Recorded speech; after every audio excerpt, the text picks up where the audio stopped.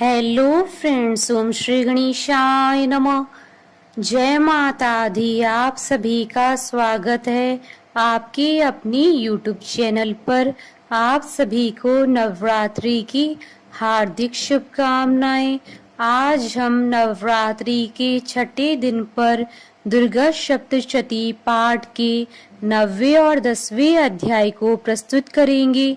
Friends, video शुरू करने से पहले आपसे रिक्वेस्ट है, अगर आप हमारे चैनल पर नए हैं और आपने अभी तक चैनल को सब्सक्राइब नहीं किया है तो प्लीज सब्सक्राइब कीजिएगा चैनल को। साथ ही प्रेस कीजिएगा बेल आइकन को, जिससे नए वीडियो से रिलेटेड नोटिफिकेशन आपको तुरंत प्राप्त हो सके। और वीडियो पसंद आने पर वीडियो को लाइक और शेयर जरूर कीजिएगा, ताकि सभी भक्तों को इस वीडियो का लाभ प्राप्त हो सके। और कमेंट बॉक्स में जय माता दी जरूर लिखिएगा। या देवी सर्वभूतेषु शक्ति रूपेण संस्थिता नमस्तस्यै नमस्तस्यै नमस्तस्यै नमो नमः। 9वां अध्याय प्रारंभ। निशुंभ का वध। राजा ने कहा, हे ऋषिराज, आपने रक्त बीज के वध से संबंध रखने वाला वृतांत मुझे सुनाया। अब मैं रक्त बीज के मरने के पश्चात क्रोध में भरे हुए शुंभ व निशुंभ ने जो कर्म किया वह सुनना चाहता हूँ। महर्षि मेधा ने कहा, रक्त बीज के मारे जाने पर शुंभ और निशुंभ को बड़ा क्रोध आया और अपनी बहुत बड़ी सेना का इस प्रकार सर्वनाश होते देखकर निशुंभ देवी पर आक्रमण करने के लिए दौड़ा। उसके साथ बहुत से बड़े बड़े असुर देवी को मारने के वास्ते दौड़े और महापराक्रमी शुंभ अपनी सेना सहित चंडिका को मारने के लिए बढ़ा। फिर शुंभ और निशुंभ का देवी से घोर युद्ध होने लगा और वह दोनों असुर इस प्रकार देवी पर बाण फेंकने लगी जैसे मेघों से वर्षा हो रही हो। उन दोनों के चलाए हुए बाणों को देवी ने अपने बाणों से काट डाला और अपनी शस्त्रों की वर्षा से उन दैत्यों को चोट पहुंचाई। निशुंभ ने तीक्ष्ण तलवार और चमकती हुई डाल लेकर देवी के सिंह पर आक्रमण किया।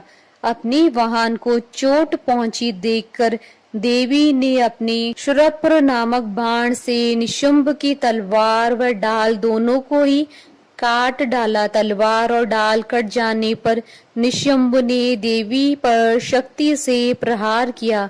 देवी ने अपने चक्र से उसके 2 टुकड़े कर दिए। फिर क्या था, दैत्य मारे क्रोध की जल भुन गया और उसने देवी को मारने के लिए उसकी ओर शूल फेंका, किंतु देवी ने अपने मुक्के से उसको चूर चूर कर डाला।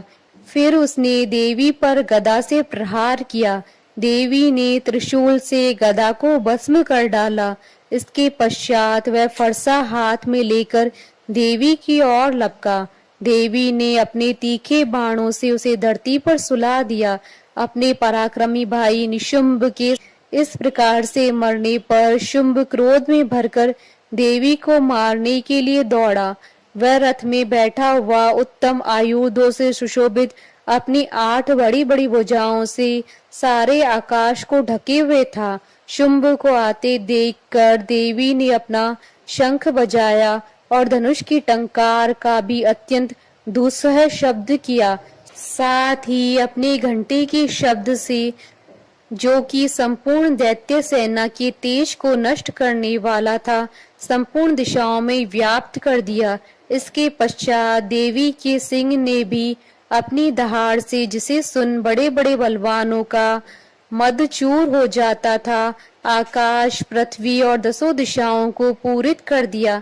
फिर आकाश में उछलकर काली ने अपने दांतों तथा हाथों को पृथ्वी पर पटका।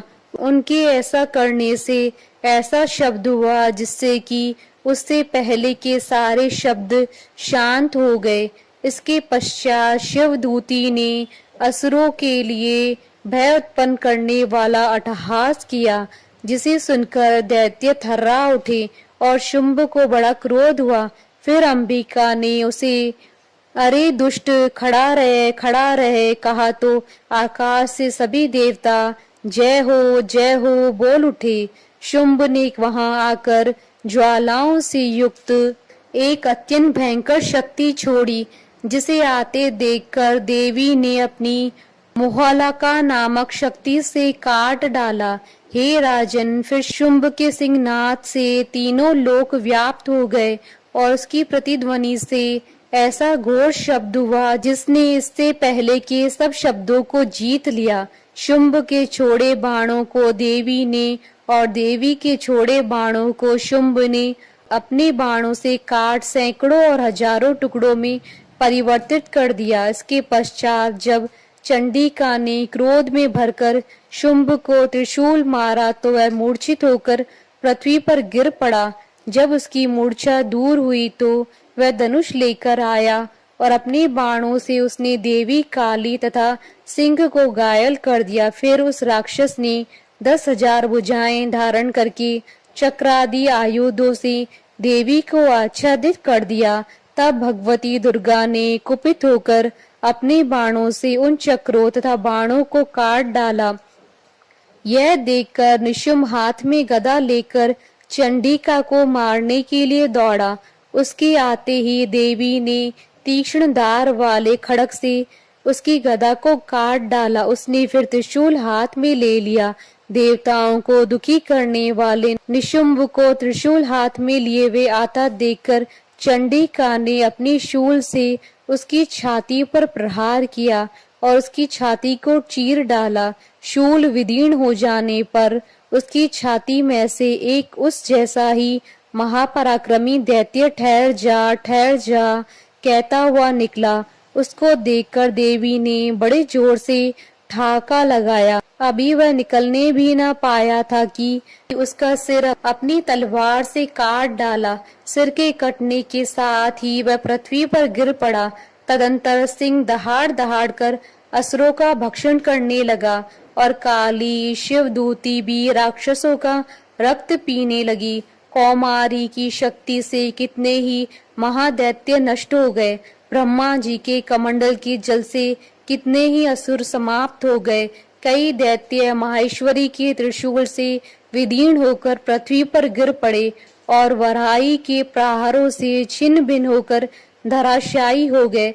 वैष्णवी ने भी अपने चक्र से बड़े बड़े महापराक्रमियों का कचुम्बर निकाल कर उन्हें यमलोक भेज दिया और ऐन्द्री से कितने ही महाबली राक्षस टुकड़े टुकड़े हो गए। कई दैत्य मारे गए, कई भाग गए। कितने ही काली शिवदूती और सिंह ने भक्षण कर लिए। तीसरी दुर्गा सप्तशती पाठ का 9वां अध्याय संपूर्ण हुआ। 10वां अध्याय प्रारंभ। शुंभ का वध। महर्षि मेधा ने कहा, हे राजन, अपने प्यारे भाई को मरा हुआ तथा सेना को नष्ट हुई देखकर क्रोध में भरकर दैत्यराज शुंभ कहने लगा, दुष्ट दुर्गे, तू अहंकार से गर्व मत कर, क्योंकि तू दूसरों के बल पर लड़ रही है। देवी ने कहा, हे दुष्ट, देख मैं तो अकेली हूँ। इस संसार में मेरे सिवा दूसरा कौन है? यह सब मेरी शक्तियां हैं। देख, यह सबकी सब मुझ में ही प्रविष्ट हो रही हैं। इसके पश्चात ब्राह्मणी आदि सब देवियां उस देवी के शरीर में लीन हो गई और देवी अकेली रह गईं। तब देवी ने कहा, मैं अपनी ऐश्वर्य शक्ति से अनेकों रूपों में यहाँ उपस्थित हुई थी। उन सब रूपों को मैंने समेट लिया।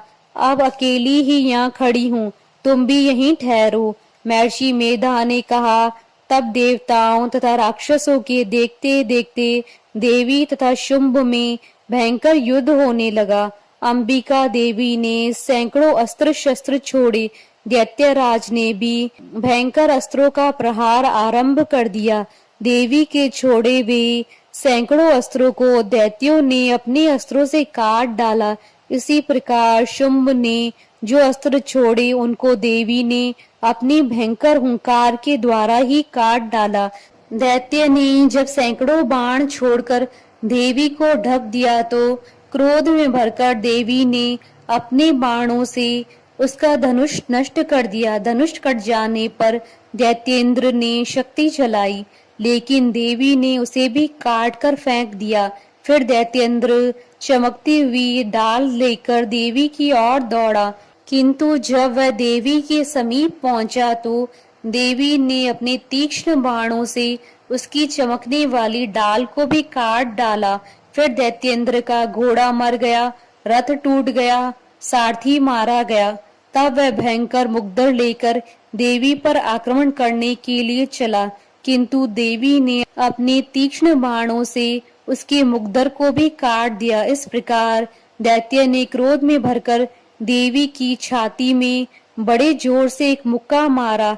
दैत्य ने जब देवी को मुक्का मारा तो देवी ने भी उसकी छाती में जोर से एक थप्पड़ मारा। थप्पड़ खाकर पहले तो दैत्य पृथ्वी पर गिर पड़ा, किंतु तुरंत ही वह उठ खड़ा हुआ। फिर वह देवी को पकड़कर आकाश की ओर उछला और वहां जाकर दोनों में युद्ध होने लगा। वह युद्ध ऋषियों और देवताओं को आश्चर्य में डालने वाला था।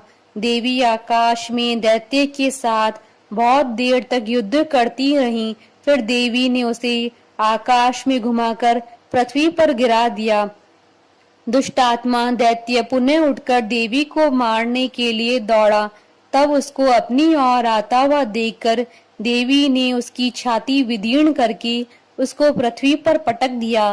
देवी के त्रिशूल से घायल होने पर उस दैत्य के प्राण पखेरु उड़ गए और उसके मरने पर समुद्र, द्वीप, पर्वत और पृथ्वी सब कांपने लग गए। तदंतर उस दुष्टात्मा के मरने से संपूर्ण जगत प्रसन्न व स्वस्थ हो गया तथा आकाश निर्मल हो गया। पहले जो उत्पात सूचक मेघ और उल्कापात होते थे वह सब शांत हो गए। उसके मर जाने पर नदियां अपने ठीक मार्ग से बहने लगी। संपूर्ण देवताओं का हृदय हर्ष से भर गया और गंधर्वियां सुंदर गान गाने लगी। गंधर्व बाजे बजाने लगे और अप्सराएं नाचने लगी। पवित्र वायु बहने लगी। सूर्य की कांति स्वच्छ हो गई। यज्ञशालाओं की बुझी हुई अग्नि अपने आप प्रज्वलित हो उठी तथा चारों दिशाओं में शांति फैल गई। इति श्री दुर्गा सप्तशती पाठ का 10वां अध्याय संपूर्ण हुआ। जयकारा मां माइदा बोले सच्चे दरबार की जय। हमारे साथ इस वीडियो में अंत तक बने रहने के लिए आपका धन्यवाद। ओम श्री गणेशाय नमः। जय माता दी।